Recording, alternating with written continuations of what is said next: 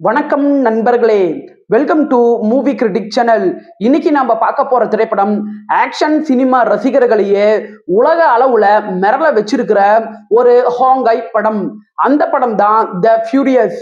John விக் மற்றும் த ride படங்கள் போல நிஜமான ஒரு ராவான சண்டை காட்சிகள் மூலமா இந்த படம் உலகத்தையே திரும்பி பார்க்க வச்சிருக்குது. இந்த வாரம் ஆக்ஷன் பட ரசிகர்களுக்கு ஒரு செம்ம ட்ரீட் அப்படின்னு சொல்லலாம். அது ஏன் இந்த ரிவ்யூல ஷேர் பண்ணிருக்கிறேன், மிஸ் பண்ணாம பாருங்க. கதை அப்படின்னு பார்த்தா இந்த படத்தோட கதைக்களம் சிம்பிள் தான், ஆனா எமோஷன். படத்துல ஹீரோ ஒரு வாய்ப்பேச முடியாத தொழிலாளியா இருக்கிறாரு. அவரு தன்னுடைய சின்ன பொண்ணோட ஒரு அமைதியான வாழ்க்கை வாழ்ந்துகிட்டு இருக்கிறாரு. ஒரு நாள் ஒரு பயங்கரமான கடத்தல் கும்பல் ஹீரோவோட பொண்ணை கடத்திக்கிட்டு போயிடுறாங்க.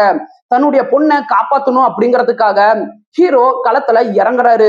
அவரு ஒரு பத்திரிகையாளரோட கூட்டு சேர்றாரு. காரணம் என்னன்னா, அந்த பத்திரிகையாளரோட மனைவிய அதே கும்பல் கடத்திக்கிட்டு போயிருப்பாங்க.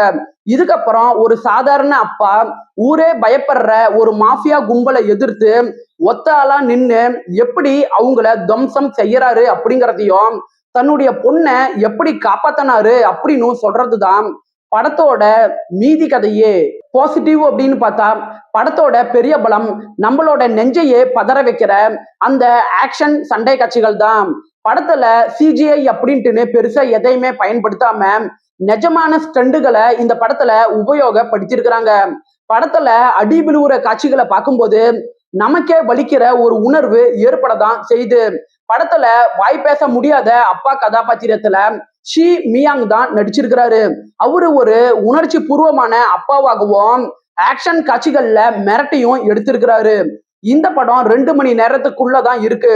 குயிக்கா உங்களால பார்த்து முடிக்க முடியும். படத்தோட சினிமோட்டோகிராபிக் சூப்பராகவே இருக்கு. படத்துல சண்டை காட்சிகள் வரும்போது அந்த சண்டை காட்சிகளோட தன்மைக்கு ஏத்த மாதிரி கேமரா ஆங்கிள்களை இவங்க மாத்தி மாத்தி காட்டும் போது அந்த ஆக்ஷன் மோடு நமக்குள்ள நல்லாவே கடத்தப்படுது. படத்தோட ஃபர்ஸ்ட் ஹாஃப்ல மெயின் வில்லனுக்கான ஸ்கோப் பெருசா இல்லைனாலும் செகண்ட் ஹாஃப்குள்ள வந்ததுக்கு அப்புறம் மெயின் வில்லன் கதாபாத்திரம் நல்லாவே ஸ்கோர் பண்ணுது. குறைகள் அப்படின்னு சொல்லணும்னா, நான் முன்ன சொன்ன மாதிரியே படத்தோட கதைக்களம் சிம்பிள் தான்.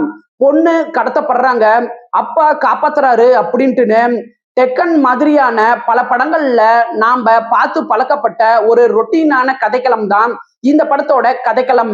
படத்துல ட்விஸ்டான காட்சிகள் அப்படின்ட்டுன்னு பெருசா எதுவுமே கிடையாது. படம் ஃபுல்லாவே சண்டை காட்சிகள் தான். ஸோ ஆக்ஷன் பட ரசிகர்களுக்கு இந்த படம் நல்லாவே செட் ஆகும். மற்ற ஜானர் ஆடியன்ஸுக்கு இந்த படம் செட் ஆகிறது கொஞ்சம் கஷ்டம்.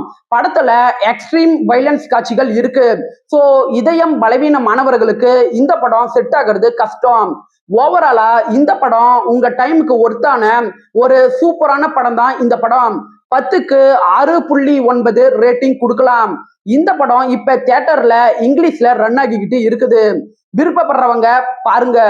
என்னோட ரிவ்யூ உங்களுக்கு பிடிச்சதுன்னா மறக்காம லைக் பண்ணி சப்ஸ்கிரைப் பண்ணுங்க. வேற ஏதாவது படத்தோட ரிவ்யூ வேணும்னா அந்த படத்தோட பெயரை கமெண்ட்ல பதிவிடுங்க. நாம வேற ஒரு வீடியோல சந்திக்கலாம். அது வரைக்கும் நன்றி, வணக்கம்.